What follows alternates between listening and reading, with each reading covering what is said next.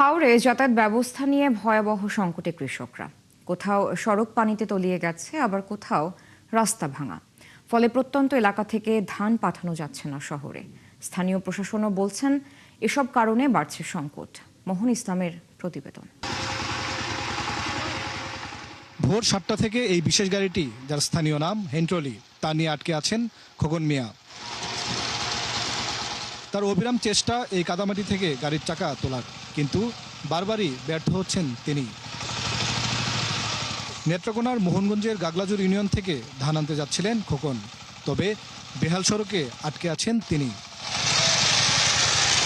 72 ঘন্টা moisture lock সমৃদ্ধ lily body wash, শিয়া বাটারের goodness skin repair করে রাখে সফট ও গ্লোয়িং। অবশেষে প্রায় 5 ঘন্টার চেষ্টায় তার গাড়িটি চলা শুরু করে। এই কাদা লাগে বাজার ধরতে পারি না ভাই, এই যে এই রাস্তার গোলা লাগে ধান তুলতে পারলাম না, কোনো কিছু করতে পারলাম না, গাড়ি লয়ে বাড়ি পারি না, কোয়াল থেকে গাড়ি লয়ে আটকা। এই যে হাওড়ের মধ্যে যে এইগুলা গাড়ি দেখছেন, প্রত্যেকটা গাড়ি উঠাতে সীমান আমরা 4-5 ঘন্টা সময় লাগবো। এই যে জনগণ যারা আছে একবারে ববে মরে গেছে। হাওরের বেশিরভাগ রাস্তার প্রতিচ্ছবি এমন, তবে এখানে ভোগান্তিটা একটু বেশি।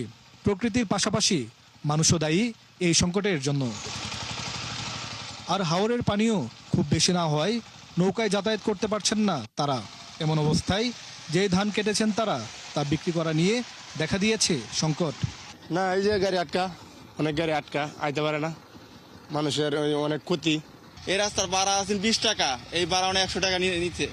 একটা কামলার দাম 1200-1300 টাকা, তেও কামলা পাওয়া যায় না। লাভ তো হবেই না, লুস্কান আরো রেন।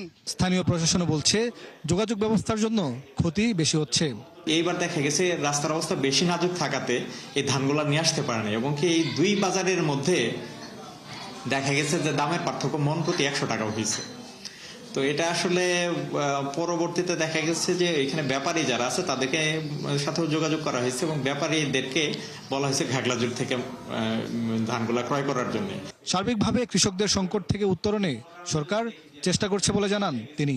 ক্ষতিগ্রস্ত যারা কৃষক আছে এবং তাদের জমির পরিমাণ কতটুকু ক্ষতিগ্রস্ত হয়েছে সেই তালিকাটা তৈরি করে আগামীকালের ভিতর তারা পূর্ণাঙ্গ তালিকাটা জমা দিবে। মোহন ইসলাম, 71, মোহনগঞ্জ, নেত্রকোনা।